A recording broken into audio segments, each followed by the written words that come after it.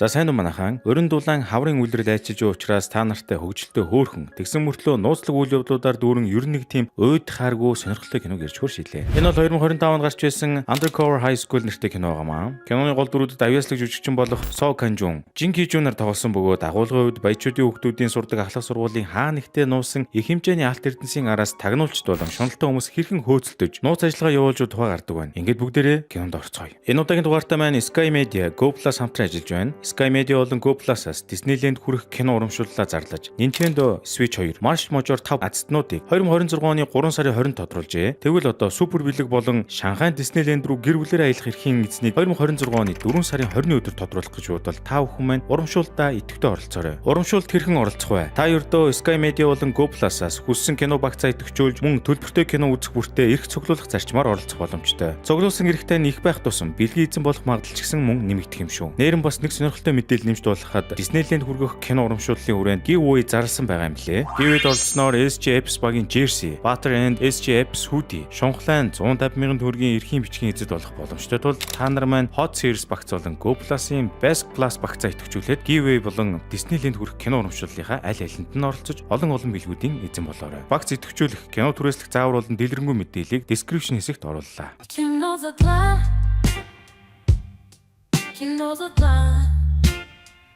Нэгдүгээр анги. Кино эхлэхэд орой өчийн цагаар Хейсэн гэх нэртэй нэгэн тагнуулын ажилтан залуу аюултай гэмт үйлдэлийг нууцаар ажиглаж эртний ховор идэл буюу бурхны баримлыг хууль бусаар хил давуулахаар наймаалцаж үйл явдлыг камерын дундаа буулгаад зогсож байлаа. Дараа нь бичлэгээ ахлахтаа үзүүлж ахлагч бичлэгийг үзээд тэрхүү бурхны баримлыг улсын үнэтэй учраас бүрэн бүтэн олж аврах тал дээр онцгой анхаарахыг сануулна. Удалгүй тагнуулч Хейсэн ил гарч ирээд ганцаараа шахуу бүгд бүтэн мафийн бүлэглэлтэд үзэлцэж арлаа шүү. Зодоонуудын хийх тал дээр урдуураа хүн алхуулахгүй эвгүй гаргалтай. Бас нэг тагнуулч нь уг нь мань хүнтэй хамт ажиллаж байгаа ч гэсэн ганц баримл айтайхан хариуцаад явж чадлагүй алдаж араас нь тагнуулч Хейсэн үргэлжлүүлэн зогтож буй 8-ны араас хөөхөсөр аргагүй дүрнэ. Хейсэн буугаа гаргаж ирээд хий бодож зогтож байгаа нөхөрт бууж өгөхийг анхааруулдагч нөгөөх нь зүгээр л шийдсэн гар байдаг ба цаашаа зогсолтгүй үсээр нэг машин суугаад явчлаа шүү. Гэсэн ч Хейсэн чөтгөр юм болохоор араас нь мотоциклаар хөөж аль аль нь дээд хурдаа хийж гэллээ. Ахлах нь энэ үеэр Хейсэн дамь насанд талтай тэнэг алхам хийхгүй байхыг сануулж ажиллагаагаа зогсоохыг шаарддагч нөгөөх нь шарандаа бууж өгөхгүйгээ шийдсэн байлаа. Нэг мэдсэн майнер мотоциклаа хаяад нөгөө хурдтай явж буй машины дээвэр дээр аваад гарчихсан ч явж шиг. Жолооч нүг нь байдгаараа л машинаас савлуулж Хейсүнийг сэгсрэх гэж үздэгч нөгөөх нь машинаас тас зурж сүүлдээ хамгаалтын малгаагаараа машины дээврийн шилийг цөм цохиж хаяад машин дотор одрлээ. Ингээд нөгөө 8-ачинтай чинь ан ман үдэлцэж байтал бодлого машины жолоодлого алдагдаж улмаар осолдон маш хүчтэй дэлбэрэлт болж байгаа нь харагдана. Арайч кино эхэлж байхад нь гол дүр нь хүчгэж болохгүй учраас тагнуулч Хейсүн маань галан дундуур алхасаар гараад ирлээ. Хуйхтай ирэмгсэндээ гартаа бурхныхаа баримлыг барьчихсан. Нөгөө 8-ачнаа бас мөрөн дээрээ тогтчихсан байгаамаа. Ингээд үүний дараа багийнхан даалгавраа амжилттай дуусгалаа гэд бөөн баяр болж өнөө үнэтэй цайтай бурхан буддагийнхаа баримлыг гаргаж тавиад шалгаж үзтэл бурханы өрөөсөн мотор нь байдаггүй шүү. Тэгсэн ширээнд ороос гарны угуурхаанд бууны сумын амтаар олдлоо хөрхий. Хейсэн ч гайхаж үйл явдлыг ухраагаад боттол гинтл өөрийнх нь агаарт хий буутсан сум дээврийн төмөрт нь ойгоод дараа нь баримлын гарыг онсон байх магадaltaй бол явчлаа. Бас хөөхөн бүтлгүй гар болтой. За тэгээд маргааш нь дээд удирдлагуудын чихэнд энэ мэдээ хүрч улмаар хэн нэг нь хариуцлага хүлээх ёстой учраас тагнуулч Хейснийг ажлаас нь халах тушаал гардаг. Гэвч Хейсний ахлах нь ганц сайн тагнуулчгаа тас өмөрч эцэст нь тагнуулын газрын дарга нэг нөхцөлтөөр Хейсэнд сүүлийн боломж олохоор болно. Тэр орой эднийхэн багаараа хоол идэх үеэрээ ахлах нь Хейсүнийг авчруулахын тулд шин даалгавар гүйцэтгэх болсон талаар дуулгадаг. Тэр нь бас их адармаатай даалгавраа. Хейсүнийг Солонгосын хамгийн алдартай Бямон ахлах сургуульд сурагчийн дүр төвөрч байгаа тагнуулын ажиллагаа явуулна гиндэ. Бурхан минь гэж. За яагаад ийм сони юм болох гээд байна гэвэл 100 жилийн өмнө Солонгосын эзэн хаан Японы эзэн төрөмгөөллийн эсрэг тэмцэхдээ хэрэглээрийгэд сургуулийн захиралд нэг хэмжээний алт өгчээ. Гэвч шуналтай захирал нь алтыг хувьдаа завшгаар шийдэж сургуулийн хаан ихтэй нуусан байна. Дараа нь солонгосчууд нэг юм тусгаар тогтнож Япончуудыг улсаасаа гарган эзэн хаан түүнийг баримтлах тушаал болгосон ч манер нөгөө алтныхаа хэсгийг аваад гадагшаа зүгтааж үлдсэнийг нь сургуульд нугаад үлдээсэн байна. Түүнээс хойш тэр алтыг хэн ч олж хараагүй гэж байгаа. Харин саяхан тагнуулын албанд тэн нэгэн алтыг хилээр давуулах гэж байгаа талаар мэдээлэл иржээ. Ингээд тагнуулч Хейсэн маань сурагч болж зүсээ уйлгаад нуусан эрдэнсийг олох ёстой болж байгаа юм. Хейсэн үүнийг сонсоод даргаагаа тоглоод байна гэж боддогч тэнд юусоо тоглоом хийсэн зүйл байхгүй байлаа. Тэр алт нь бүр 800 тэрбум вон давсан үнэлгээтэй бөгөөд цаг баг үлдсэн байв. Ахлагч одоо түүнийг зоригжуулж энэч чамайг сэжиглэхгүй чи залуухан царайлаг Дээрээс нь ажлаасаа алдахыг хүсэхгүй байгаа зү гэж хэлээд хөөрхий Хэсүнийг сонголтгүй болов.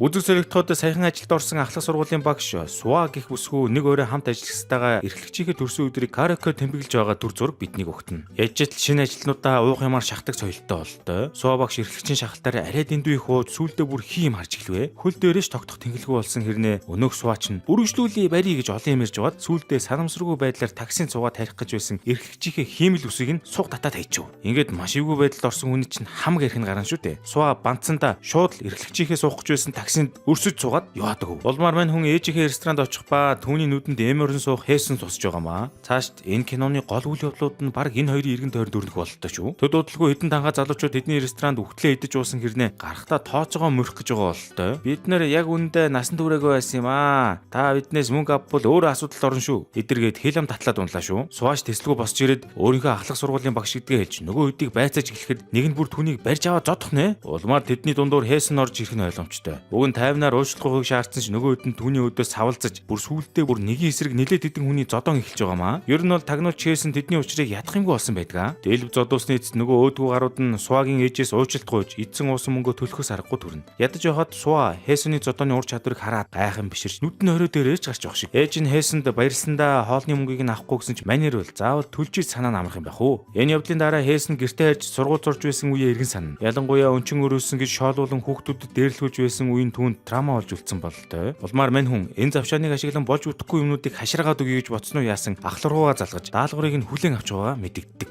Маргааш нь багийн урлуулж Хэсүний шинэ амьдрал болох ахлах сургуулийн талаар үнэн дэлгэрэнгүй танилцуулга хийх нь тэр. Түүнийг хуурамчаар эсэх Бэмүн ахлах сургууль нь улс орны хамгийн баян айлын хүүхдүүд сурдаг мөн сурагчид нь зэрэг зэндагаараа нэлээд фракц үсгдэг гинтээ бурхан мэн гэж. Хамгийн дээд зэнданых нь өөрсдөө сурагчдын зөвлөл гэж нэрлэдэг бөгөөд баг багш ажилтнуудаа хүртэл удирддаг гэж. Тагнуулын багийнхан Хэсүнд тэдэнтэй айлуулах тааралтахгүй байхыг зөвлөнө. Нэрэн багийнхан нь Хэсүнд хөдөөний хүүхдийн дүр хуваарлж хинч түүнийг танихгүй байхаар зохицуулах ба дээрээс нь өчтөшнөө Gen Z үеийн хиллэлгүүд орчин үеийн хамтлаг дуушдын нэр чэжил хүндхэн даалгавар өгдөг. Хэсүний хувьд энэ даалгавар нь амаргүй санагдаж байсан ч өөр сонголтгүй одоо яах вүлээ те. Тэр өрөөнд Хэсүний гэрт ахлах нь гэрвлээ дагуулж ирлээ. Үнэн хэрэгтээ энэ ахлах нь Хэсүнийг эцэг эхээ алдсны дараа өсгөж хүн болгосон их ойр дотны хүн юм байна. Мөн ахлахын охин Южин бас тэр Бэмүн ахлах сургууль сурдаг тул маргаашнаас Хэсүнийг сургуульд нь ажиллах болсон талаар мэдэж авна. Улмаар Хэсүн тэр хоёр сургууль дээр тааралдвал нэг нэгнээ танихгүй хүмүүс шиг өнгөрөхөөр тохирцов. Маргааш өглөө нь Хэсүн эртлэн босож дөрөв товцоо өмсөж сургууль руугаа явлаа. Гэхдээ тэгээд сургуулийн хашаанд хөл тавимэгцэл октод нь түн рүү нүд унгаагаад эхэллээ шүү. Энэ сургууль нь угаасаа мангар том баян айлын хүүхдүүдээр дүүрэн гэдэг нь гаднаасаа ойлгомжтой харагдаж байгаа. Жоох юм байж зарим нэг цантай гарууд нь Хэсүнийг зам тавьж өгсөнгүй өдргээд цэглзээд үйдэг насан. За тэгээд шинээр шилжиж ирсэн тул эхлээд багш нарын өрөө рүү зүглэн шүү дээ. Гэтэл Хэсүн багш нарын өрөөний гадна хин нэгнээс айччихэд байгаа болтой нэг эмэгтэй багштай таарна. Хэсүн уг нь өөрийгөө шилжиж ирсэн сурагч эдэргээ танилцуулж байтал тэр багш нь өмнөх өдөр нь хоолны газар цогтой өвж байсан Суа байж таардаг ба Суач Хэсүний царийг таниад бүр гүн шоконд орлоо шүү дээ. Сүүлдээ бүр уурлаж Хэсүнийг чихтэй түнгүй газар руу дагуулж яваа харагданаа. Ер нь бол Хэсүн түүний хариуцлага ангид суралцахаар болсон байдаг ба хамгийн гол нь Хэсүнийг насан туршаагүй хуурамч үнэлэх ашиглан арх авсан гэж бодоод уурлаад байгаа юм байна л та. Хэсүн ч одоо тагнуулч гэдгээ мэддэгдүүлэхгүй тулд дахиж тийм зүйл хийхгүй уушлаарэ. Инээ тэрэ гэж байгаад анги руугаа явнаа. Эдний ингэж ядж байхад нөгөө зэрэг зиндааны ялгаа тогтоодог хамаг амьтад нь нэг дур байх ба нэг талд октод нь сурагчдын зөвлөлийн тэргүүн янаг тойрон хүрээлж байхад нөгөө талд нь хэсэг бүлэг дээрлэхөө өгөөд нэг мэралэг сурагчийг шоглож тоглоом тохио хийж байгаа нь харагдана. Удалгүй ангийн багш Суа орж ирээд шин сурагч ирсэн тухай зарлав. Хэсүн орж ирэхэд ангийн бүх хүүхдүүд л царайлгийг нь гайхаж байгаа болтой. Харин Хэсүн тэдний реакшныг нэг их тоосонгүй. Хальт өөрийгөө танилцуулсан болоо чимээгүйхэн шиг мэралэг хүү думмины хажууд очиж суучдаг. Гэтэл ахлах ангийн охин Южин түүнийг ангид нь бүр сурагчийн дүрээр ороод ирснийг хараад цочордож завсарлагаанаар дээвэр дээр уулзъя гэд мессеж явуулдаг. Завсарлагаанаар Южин түүнийг арайч сурагчийн дүр товирно гэж төсөөлсөнгүй гэдгээ хэлж сургууль дээрээ юу хийж хинтээ нийлдэг талаар аавд нь ганц ч үг унгаж болохгүй шүү хэмээн хатуу анхааруулв. Дараа нь Хэсүн ангидаа буцаж ирээд хичээлийн үеэр ширээгээд ирлээд унтчихдаг ба Суа багш нь түүнийг сэрэх гэж бас буу юм боллоо. Хичээл харсны дараа хоёр годгонсон охин Хэсүн дээр ирээд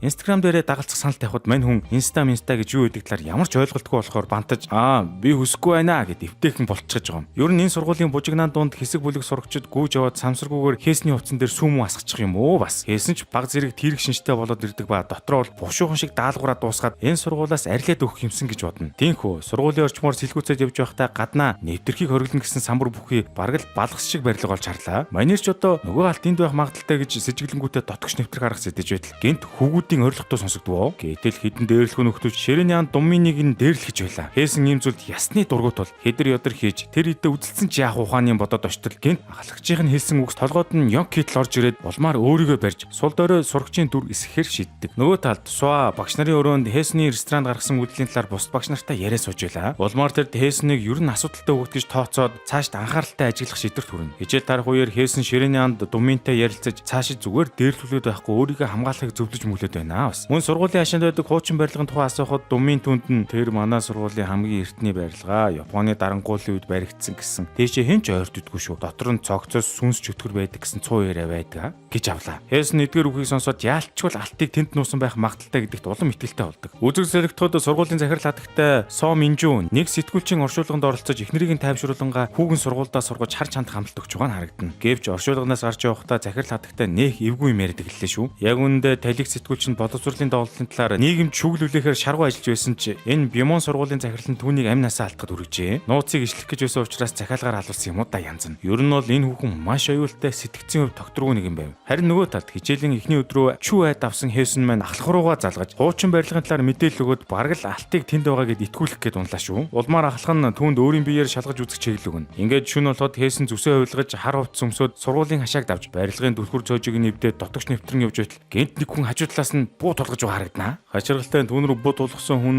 шөнийн эргүүл томилогдсон ангийн багш Суа байж таардаг. Суа түүнийг маска авахыг шаардахад Хэсэн гяс гарч идэнгийнх нь гэрлийг нүүрлүүн тусгаж хаяа зугатааж дөнгөнө. Хэсэн ахлахтаа босон бүхнийг хэлж барилгад дахин нэвтрэхэд нэлээд төвөгтэй гэдгийг ойлгодог. Нөгөө талд Суа ээжтэйгээ уцаар ярьж сэжигтэй этгээдтэй нүр тусан тухайгаа хэлнэ. Нэр нь Хэсэний гэр болон Суагийн гэр хоорондоо хитгэн алхмын зайд байдаг юм байна. Даанч тэдний аль аль нь талаар мэдэхгүй. Маргааш нь захирал өнгөрсөн шинэ босон явдлын талаар сонсоод өөр гэрч байгаа эсхийг олж мэдэх тушаал болгодог. Харин эдний сургуулийн эрхлэгч багш нь Суаг хиймэл үсийг нь хуу татснаас болоод хорхотой араандаа зуусан тул сэжигтнийг барьж чадаагүйгээд дэлб загнаж бөө нэмэлт ажил даалгаж шийдэгдэг. Суач одоо ажилтайгаа үлдэхийн тулд уул овоо шиг ажлыг хийхээс өөр аргагүй төрнө. Өдрийн хоолны үеэр Суа хамт ажиллах хэстайгаа хов базаад стрессээ тайлаа сууж байтал эрхлэгч багш нь гинт араас нь гарч ирээд Суач одоо цоцсондоо аягтай кофегоо нүүрлүү насгачдаг. Дахиад л хорхотой араанд нь зогтлаа да. Ер нь энэ хоёр яг харж жилтэй байгаа. Өдрийн завцлагаанаар Хэсэн дээрлэх хүүхдүүдийн даалгасан ёсоор нэг мөрөдөө тоглоомын үе ахиулах гээд сууж байтал захирлын туслах хуучин барилга руу орж байгааг олоод харчдаг. Ийм юм харсан Хэсэний хувьд өөрийн ирэхгүй сэжиг төрж түүний араас дагах нь тодорхой. Гэтэл гинт хамгаалагч гарч ирээд түүнийг зогсов. Гөө тэгсэн энэ хуучин барилгын ойролцоо сурагчид байж болдгүй юм бохоо. Хэсэн өөрийгөө шин сурагч болохоор мэдсэнгүү өдөргээд хамгаалагчийг эвтэйхэн аргалах ба тэндээс буцаж явж байтал гинт хогийн цэгээс нэгэн сонин чимээ гарч хогийн савны тагийг нэгэд үзтэл түүний ширээний анд Думмын хүлээтэй амаа скочлуулсан байдалтай олдов. Нөгөө балиар дээрлэхүү бацаануудын хийсэн эрг болж тарлаа. Хэсэн түүнийг гаргаж аваад яагаад өөрийгөө хамгаалж тэмцдэггүй талаар асуухад Думмын хүү өөрийгөө өнчин мөн эмээтэйгээ хойлохны амьдардаг учраас хүүхдүүд түүнийг зориуд онилж дээрлэгдэг байх хэмээн тайлбарлана. Хэсэн ч багада түүн шиг хэцүүхэн сургуулийн амьдрал тууснаа санаж их л хөрөвдөж байлаа. Гэтэл тэднийг ингээд сууж байгааг Суа багш олж хараад баг Хэснийг хүүхд дэрлэгсээ дэргээд хэрэг тунах гэдэг шүү. Тэгснэ гинт Хэснийг нүүр гараа таглаж харж мараад өнгөрсөн шөнийн багтаа этгээдтэй төстэй харагдаж байгааг нь хальт анзаараад байгаа юм шиг болоод ирэнгүүт нь Хэсэн түүнийг аргалж байгаад гяс болтчдаг. Энэ үеэр тагнуулын баг мэдээ үзэж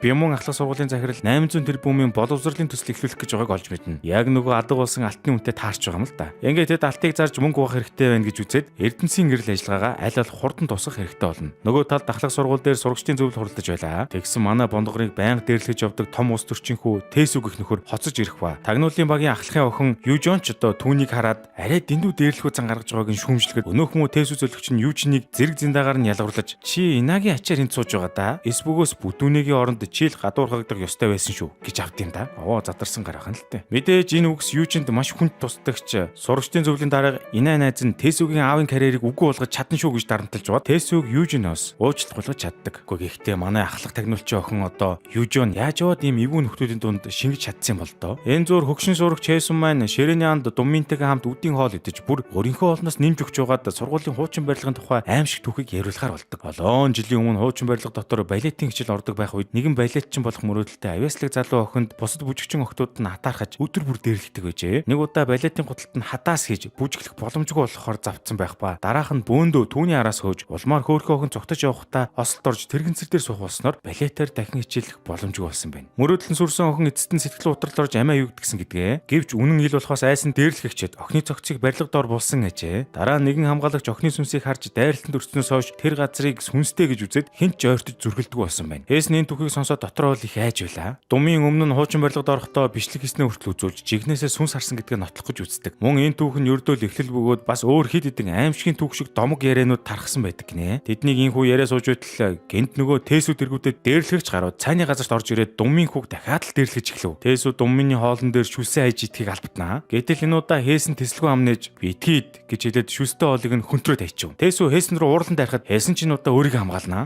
Хээсэн яг Тэсүүг болгож тавих гэж байтал гаднаас багш нар нь орж ирээд тэр хоёрыг сахилгын өрөөнд дууддаг. Хамгийн өөдгөн эрхлэгч багш нь орж ирээд дээрлэгчийг шийтгэлгүй зүгээр явуулж харин Хээснийг шийтгэхээр үлдэв. Удалгүй Сува багш орж ирээд Хээснийг буруутай гэж бодон загнаж гардаг ч Хээсэн бухимдаж багш та нар юуг буруу юуг зөв гэдгийг хизээч боддоор таньж мэддэггүй. Эсвэл мэдсэн ч албаар мдээгүй дүр үзүүлэл байдаг юм уу гэж хэлээд баг багшигаа загнаж хайснаа гараад явчлаа шүү. Түүний үгийг сонсон Сува ягаад ч бодолд автаж гутарч байгаа харагданаа. Думын хүүгийн хувьд харин өөрийнх нь төлөө анхудаа тэмцсэн Хээсэн найздаа үнэн сэтгэлээсээ талархаж байгаамаа. Ажил тарсны дараа Сува багш ээжийнхээ ресторанд очиж сурагчдаа загнуулсан стрессээ гадагшлуулаад сууж байв. Мөн энэ үеэр тагнуулын багийнхан дээр том дарга нь гинт орж ирээд Хээснийг сургууль дээр зодон цохон хийж үу бичлэгийг үзүүлэн тэр. Ингээд Хээсэн том дарга дээрээ дуудагдж нууц ажиллагааг ичлэг шахсан эргээр хиймрэнсэн тавиулж бүр чи хизээч аав шигээ сайн тагнуулж бол чадахгүй гэсэн зүрх зүсэм үг сонслоо. Хээсэн тэдгээр үгсэнд гомцсон жуушлах усаар яв. Харин ахлах нь түүнийг тайвшруулж ямар ч электрон цоожийг онгойлгодог шидтэй тусгай хэрэгслийг түүнд өгдөг. Хээсэн тэндээс явахдаа аавтайгаа өнгөрөөсөн дурсамжаа санагалцсан. Хамгийн сүүлд аавдын баяраар аавдаа цаг бэлэглэж аав нь чудлахгүй хүүгийнхээ өгсөн цагийг зүгээд нууц ажиллагаанд явжээ. Гэвч түүний аав нь тэр ажиллагаанаас хизээч эргэж ирээгүй юмсан ч. Үзэгдэл одоо цаг руу буцахад Хээсэн хар шөнөөр хар хувцс өмсөж хар маск зүгээд сургуулийн зүг явж байх ба хачиргалтай Думын найз нь хоол хүргэлт хийж явахдаа түүнийг олж хараад нууцаар дагаж эцэст нь сургуулийн хуучин барилга дээр хүрээд очдог. Ингээд Думын Хээснийг дуудаж цочоогоод тэгтлэх сүнсний тухай сонирхож байгааг нь гайхаж улмаар түүнтэй хамт дотгош орохор боллоо шүү. Тэд барилга дотор явж байтал нүрээ нуусныг сэжиг бүхий хүнийг олж харах ба нөгөө нь тэдэн рүү барьж байсан алхаа шидэнгүүтээ хумгуу цутаачдаг. Хээсэн найзтайгаа алхнаас болтохоо бол дөнгөн шүү дээ. Гэвч тэд өнөө хэрийг барьж чадлагүй алдчихв. Улмаар коридороос цааш явахдаа электрон цоочтой нэгэн нууц зураг олж ахлагчийн өгсөн төхөөрөмжөөр хаалгыг нийлээ. Тэр өрөөнд дотор нь газрын зураг, хуучин бичиг баримт, судалгаа мэтийн зүйл санаар нь дүүрэн хадсан байв. Ингээд Хээсэн сургуулийн захирагч мөн алтны араас хайж байгаа болохыг ухаарна. Хээсэн өрөөнөөс гараад найзаагаа дуудаад явах гэтэл Думын шалан дор байх хүний арга ясыг олж хараад цочролд орсон байдалтай зогсож байлаа. Нөгөө балетчин охины түүхэн жигнээс үний юм байх та. Мөн энэ үед сургуулийн захирал хяналтын камераар нууц өрөөнд гадны этгээд төвтөрснийг олж мэдээд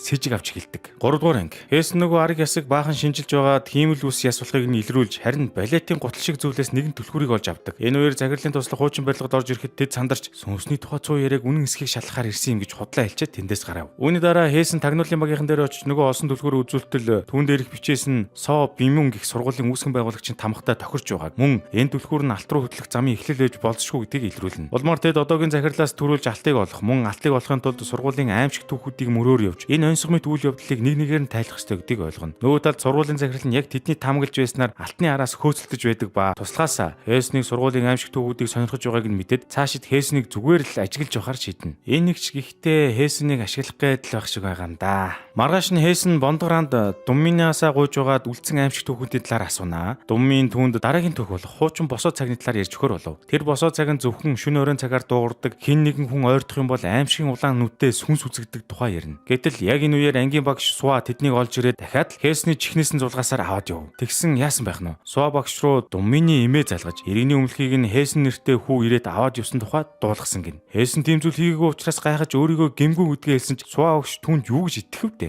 Баахан үглэл цагнж байгаад явууллаа. Гэтэл яг үүндээ парламентын гишүүний дээрлэхүү хүү Тэсүү эмээ дээр нь очиод Думиныг тэтгэлэг авах гэж байгаа. Тэгэхээр эмээгийнх нь иргэний өмнөлөх хэрэгтэй болно гэж худал хэлээд өмнөлхийг нь аваад явсан байдаг. Үзэг солигдоход тагнуулын газрын даргын туслах нөгөө киноны ихэнд бөө юм болж олж авсан хуурхай гартай бурхны баримлыг хурамч болохыг нь илрүүлсэн шинжилгээний дүнлэлийг даргадаа танилцуулж яв. Гэхдээ тэгэхэр чин одоо манай Хээсэн буруугүй хэрнээ ахлах сургуулийн сурагчийн дүр тоглож үлгэр домог шиг их алтны араас хөөсөлдөж үйл тамаа цайж байгаа гэсэн үг үү? Хамгийн заваа нь тагнуулын дарга энэ үннийг нууцлж шинжилгээний дүнлэлийг нь зүгээр л нэг цаас устгагч руу хийчдэг насан. Нөгөө талд Хээсэн сургуулийн хамгаалагчийг олж уулзаад түүнийг өмнөх орой хуучин барилгад өөртөө алах шийдсэн хүн гэдгийг нь мэдэж байгаагаа хэлээд яагаад тэнд байсан үннээ өчхийг шаардав. Хамгаалагч өмнөх оройн муур хооллож байгаад хаалтны завсраар хуучин барилга руу гүйж орж явахыг харжээ. Гэхдээ тэгэд үйдтийн үү яа араас нь орж тентхэн шалыг дороо хөндөй болохыг нь мэдээд бүр банснуудыг нь сугалж үтсэн байгаа. Тэгсэн шалан доороос нь хүний арга яс олж хараад үхтлээ хайсан гинэ. Харин маргааш нь энэ үйлдэлээ нуухын тулд алах бариад банснуудыг хатах гэж сууж байтал мань хоёр сурагч тэнд орж ирж таарсан байгаа. Тэгэд энэ явдлын талаар хинт ч хэлэхгүй байхыг Хээснээс баахан гуйлаа. Удалгүй Хээснийг багийнхан сургуулийн хажууд байдаг сэндвичний газар дууддаг ба яваад очсон чинь бүгд тентгийн ажилчид болцсон ч байх шиг. Хээсэн туслахын тулд ойрхон байрлаж ажиллах юм шийдэл болсон юм баху. Энэ үеэр Сува багш сургуулийн хашаанд Тэсүү Думминийг хүзүүдэд явж байгааг хараад нууцаар дагаж үзтэл мэдээж Тэсүү Думминийг дээрлэхэж байлаа. Мөн эмээгийнх нь иргэний өмнөлхийг Тэсүү авсныг ойлгож тэдний дундуур орон дээрлэлтийг зогсоох гэж оролдов. Гэвч Тэсүү мөзөлөгч нь аавынхаа нэр нүрээр далаалгаж Сува багшийг цагийн ажилтны байж зүгээр дуугүй бай эдэргээд дарамтлаад эхлүүл яах вэ? Энэ үеэр хичээлээ тараад явж байсан Хээсэн зам дээр нэгэн настай эмэг баахан цаасан хайрцаг тараагаад тэргээ түрж дийлэхгүй зогсож байгааг хараад тэсэлгүй эмээ тусаж гэрт нь хөрөж өгдгөө. Гэтэл тэр эмээ нь түүний амт найз Думмины эмээ биш таарав. Хөөрхийн эмээ халаасандаа байгаа 2000 воныг Хээсэнд өгч талархлаа илэрхийлнэ. Тэндээс явахын өмнө Хээсэн найз Думминда утасны дугаараа үлдээгээд тэрэг гарвал залгаарай гэж хэлэхэд нь Думмин маш их баярлж байлаа. Харин Сува багш гэрлүүг арих замдаа өдрийн болсон явдлуудаа эргэцүүлж дахиад л сэтгэлээр унсан байдалтай явж байх ба дэлгүр орж хөргүүрээс ундаа авах гэтэл тэр ундааг нь бас Хээсэн авах гээд үхлийн харц шидээ зогсжээ. Ядаж байгаад сүүлийн ганц эрдэнэ шишин ундаа байсан болохоор тэр хоёр булаацтаж эцэст нь Хээсэн авахар болно. Сува түүний араас очиж ширээнд нь хамт сунгаа өдөр сургууль дээр түүнийг буруугаар ойлгосондоо уучлалгүйж жинхэнэ дээрлэхэгч Тээсүү гэдгийг мэдснээ хэлдэг. Хээсэн ч цаашид багштай буруугаар ойлгогдох шалтгаангүй болсон гэд баярлаж эмээгийн өгсөн нөгөө 2000 воныг Сувад дурсгав. Ингээд Хээсэн хоолоо үргэлжлүүлэн идэж будаанасаа ногоон вандануудыг ялгаж эхэлтэл түүнийг анзаарсан Сува багын найз юм санагдуулж байна шүү гэж хэлхэн тэр. За тэгээд Солонгос кино юм чинь энэ хоёр угаасаа багтаа бие биенээ таньдаг байсан бох уу. Үзэг солигдоход Думмины гэр цагдаа нар ирж настай эмээг нь хууль бус цахим мөрөдө тоглоом тоглосон шалтгаанаар баривчлаад явчив. Думмин хамгийн дөрөнд Хээсэнээс тусламж хүссэн тул Хээсэн Сува багшийг дагуулаад цагдаагийн хэлц рүү явлаа. Тэнд очиод Хээсэн энэ бүхний ард пак тэсүү байгаа гэдгийг хэлэхэд Сува багтартлаа урлаж ямар нэг арга хэмжээ авахар шийдэг. Мань хүн тэгээд мууч сайнж багш хүн гэсэндээ сургуулийнхаа групп дотор дээрлэгчийн бүхэл бузар үйлдэлийг ичсэн нийтлэл бичгэн тэр. Маргааш өглөө сургууль даяар нөгөө нийтлэлийн талаар шуугиж загирлын чихэнд хүрсэн байлаа. Улмаар эрхлэгч багш нь тус нийтлэлийг хэн бичсэнийг олж шийтгэнд барина гэд бөө юм болов. Мэдээж хамгийн түрүүнд Суваг сэжгэлдэгч нотлох баримтгүй учраас яаж чаддгүй. Суваач одоо бантсан хүн ална гэчээр хэн тэгдэг байна эдэргээд баахан худлаа жүжиж байгаа харагданаа.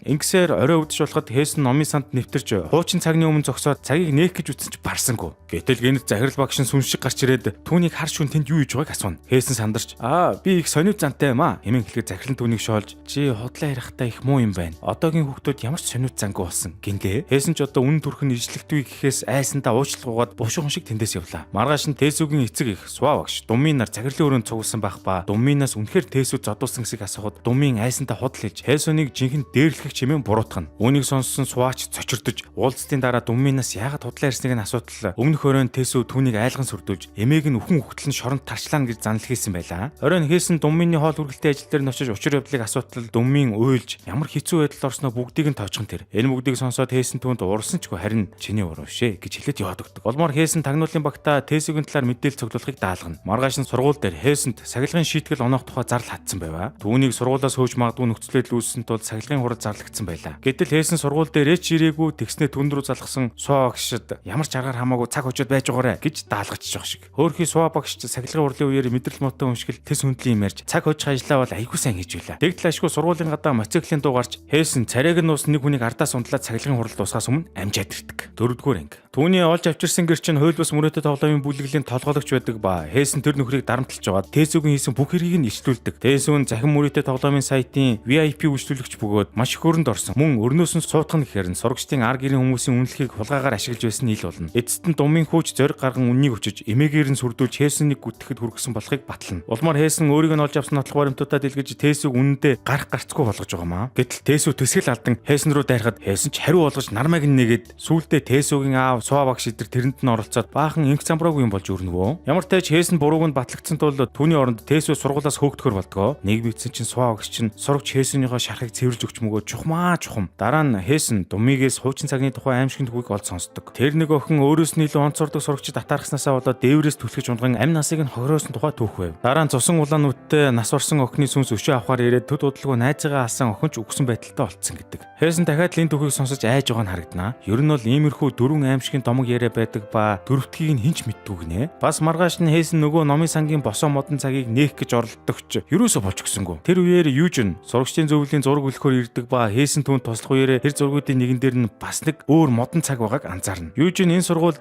ихэр цаг байдаг гэж хэлээд өрөөсөн цаг нь сурагчдын зөвлөлийн өрөөнд байдаг тухай дуулав. Хээсэн тэр өрөөг нь олж очиод нэвтрхийг завдагч зөвхөн зөвлөлийн гишүүд л орох хэрэгтэй гинэ. Тэр өрөөнөөс зөвлөлийн тэргүүн инээ гарч ирээд энэ өрөөнд орохыг хүсвэл сурагчдын зөвлөлд нэгдэх боломжтой гэж үрээд бас Хээснийг краашдаг юм уу да хаашийн. Бэлэг мэлэг өгөх болоо явчлаа шүү. Хээсэн ч ихэндээ татгалздагч дараа нь бодлоо өөрчиж цагны учрыг олохын төлөө зөвлөлд элсэх арга чарга хайж эхэлнэ. Гэтэл зөвлөлд орохын тулд үндсэн хоёр шаардлагыг хангах ёстой гэнэ. байна. Тэр нь сурлагаараа шилдэг аравт багтах, мөн 100 сурагчийн гарын үсэг цуглуулах байв. За тэр гарын үсэг цуглуулах тал дээр Думмын найз нь хамгийн түрүүнд зурдагч бусад 99-ийг цуглуулахад асуудал гарсан тул тагнуулын багийн андуудтайгаа хамтран ажиллаж өөрөө хичээлдээ анхаарахар шийддэг. Маргаашнаас нь багийн андууд нь кафеныхаа гадаа тайз засаад хоолмол тараагаад гарын үсэг цуглуулахын тулд баг компанид ажил эхлүүлэн бүр үнэн сэтгэлээсээ хичээж байла. Эцэст нь 100 гарын үсгээ цуглуулж харин Хээсэн маань удирдлагын шалгалтандаа амжилттай гарах үлдэж байгаамаа. Гэтэл тэр үеэр Южон Хээснийг дээвэр дээр дуудаж уулзаад сурагчдын зөвлөлд орохгүй байхыг шаардав. Хэрэг үгэнд нь орохгүй бол түүнийг сурагч биш хөгшин хүн идэргээд хамаг нууцыг дэлгэн хэмээн сүрдүүлж эхэллээ. Учир нь зөвлөлийн тэргүүн Юна Южнийг зөвлөлд багтаасныхаа төлөө баг хувийн үйлчлэгчгээ харьцдаг учраас Хээсэн хахаас энэ бүхнийг нуух гэдэг олтой. Нээрэнтэр Юна гэдэг айхтар охины ээж нь сургуулийн захирал ажиумаа юм байна шүү дээ. Хэдийгээр Юна хангалттай нойр авахыг хүсдэгч ээж нь түүнийг баг унтаж баг идэж илүү хичээлээ давтдаг анхаарал төвлөрүүлэх эм хүртлөгч байгаа нь харагдана. Юна гэхдээ ээжээсээ үхтлээ айдаг учраас дуулууртаа нарахгүй хэлснийг нь дагахаж. Үзэг солигдоход Хээсэн багш руугаа залгаж бие нүвцэн учраас чөлөө авч байгаа нь харагдана. Учир нь Манер эх орны дуудлагаар нэг өдрийн хугацаатай батлан хамгаалахын ажиллагаанд хамрагдсан байлаа хөрхий. Гэтэл дайны хажуугаар дажин гихчээр Суа багш нь Хээсүнийг жигнэсээ өвцөн гэж бодоод эргэж очихоор босноо дуулгана. Хээсэн ч сандарч сурагчийн хувийн хэрэгтэй бичсэн хуурамч хаяг болох хоосон дээврийн өрөөг яаралтай хүн амьдардаг газар болгож хувиргах шаардлага тулгарч байгаа юм. Учир нь мань хүн чинь ганцаараа аврах том хаусанд амьдардаг шүү дээ. Ингээд Хээсэн сурсан цангаараа даруй багийнхантайгаа холбогдож 10 минутын дотор ойр хавийн айлуудаас орны даавуу матрас, хивс, шкаф, цахилгаан бараа гэд бүр юу ч хамаагүй зээлч гэллээ. Бас л татаадаг гараач. Ямар ч хэлсэн энэ хэд маань нөгөө байрыг маань маш богино хугацаанд хүн амьдардаг юм шиг болгоод доторх эд зүйлсийг нь цэгцэлж байтал багш нь хурч ирээд хаалга тогшхон тэр. Хээсэн нүг нь хаалга нэгээд Суугийн авчирсан хоолыг аваад хаалга хаах гэтэл сандарч салгалаад нөгөө хоолыг нь Суугийн хувцс руу алдаад асгачих байгаа маа чаваас. Ингээд Суу авгаалгын өрөө орно гэд дайраад орд ирлээ. Яжжээл Хээсний багийн 3 жижигхэн шкафанд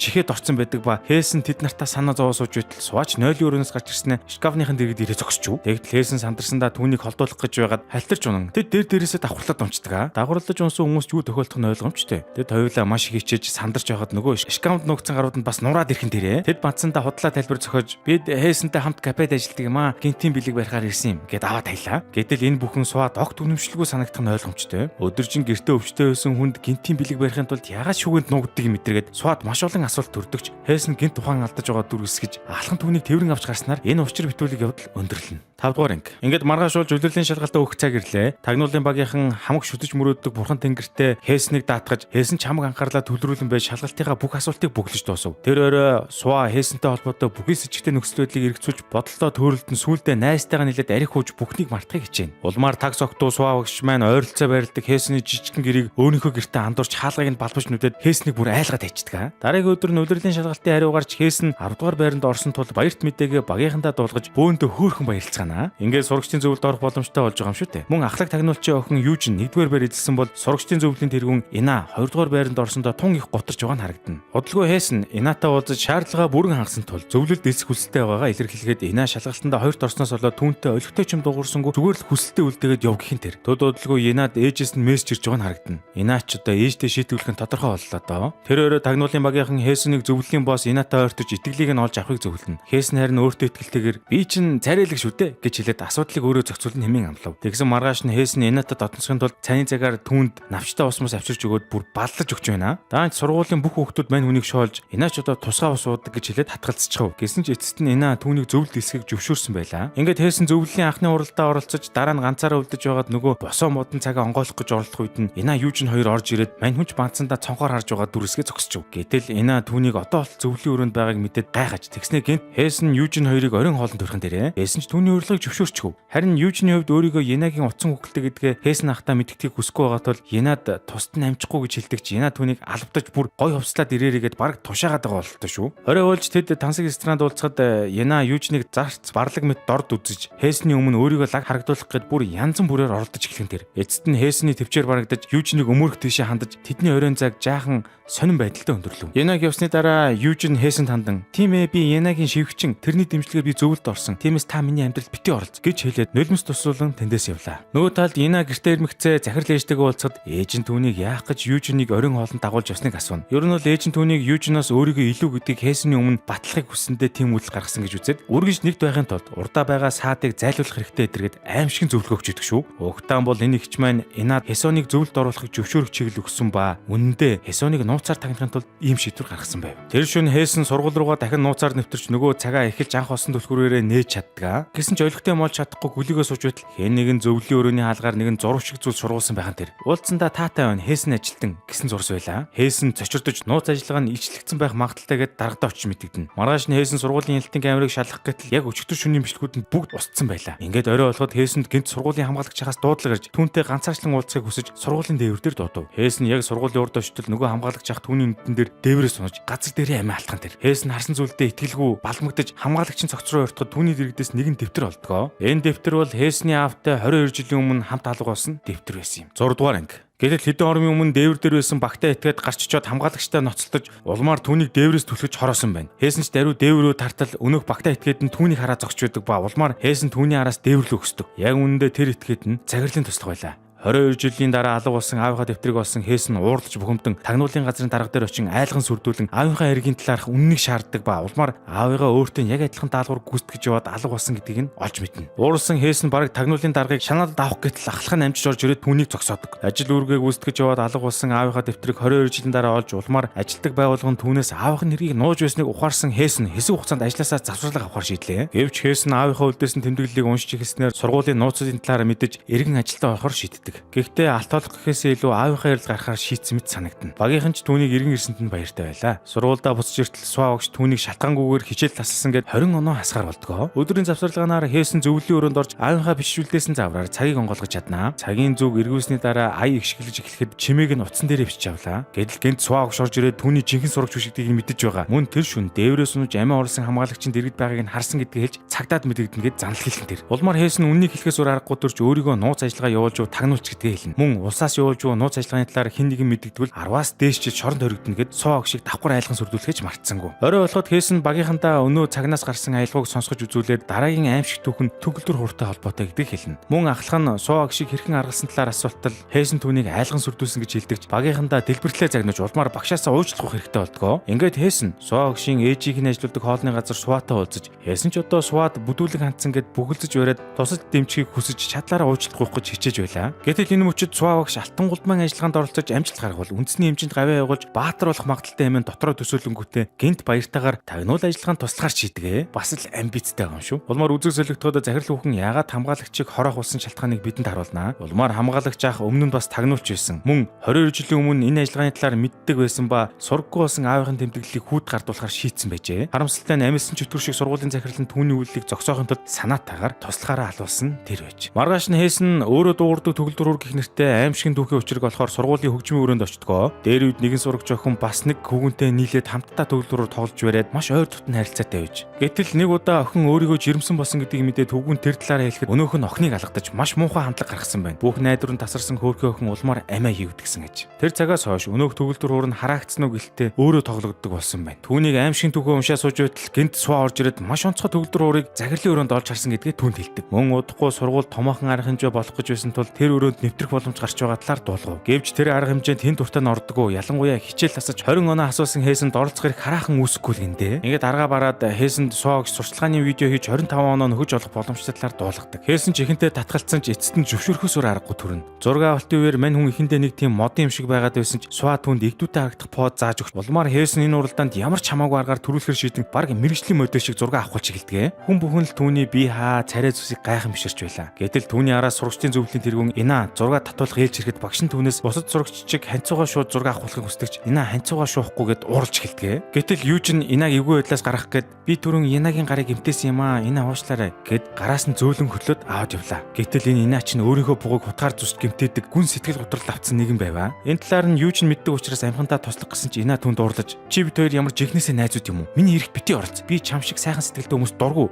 эдэргээд бүр дил буурлахын тэр. Энэ бүхнийг олж харсан Хейсэн дахиад л юу ч нэг өмөрөх гэж угаад загнуулцдаг. Орой болоход Хейсэн Суаг дахиад л ээжийн хоолны газар тоолонд орж нууц ажиллагааны дэмжлэг үзүүлж байгаад нь талархаж байгаа илэрхийлээд байгаа болтой. Тэд инхүү ойр зуур юм яриа сууж байтал Суагийн байр байдлыг ажигласан Хейсэн гэнт бага насны найзаа санал дурснаа. Тэднийг ресторанаас гараад явж байтал гэнт бороо орж эхлэх ба Суагийн ээж нь тэдний араас "Өө бунжаа" гэд дуудаад шүхэр гаргаж өглөө. Тэгээд нэг иймэрхүү бүх солонгос кинон дэр гардаг бороотой хэсэг харуулад энэ киноны маань эхний хэсэг өндөрлж байгаа юм. Үзэгч та бүхэн маань энэхүү Undercover High School-гийн хон сонирхолтой зурлаа үргэлжлэн үзэх хүсвэл Sky Media-гийн Hot Series багцуулан Go Plus-ийн Best Plus багцуудаас аль биесны эрхтэйгээр хүлээн авч үзээрэй. Мөн лайк болон subscribe дарж биднийг дэмжээрэй. Дараагийн дугаар том утгагүй орно шүү. Хүлээж өгөөрэй. Алга. Disneyland төрүүлэх кино уншилд яаж оролцох юм бэ? За ингэж байгаамаа. Sky Media болон Go Plus-аас хүссэн кино багцаа сонгож идэвхжүүлээд урамшууллын эрэхтэй болно шүү дээ. Яаж ирэхээ нэмэх үү? Чи төлбөртөө кино их үздэг дээ. Тэгвэл үзсэн кино бүр чинь урамшууллын эрх болж нэмэгдэн гэд боддоо. Хөө, тийм үү. Тэгвэл энэ кино үз. Кино багцаа идэвхжүүлээд гэр бүлэрээ Disneyland-ээр аялаарай.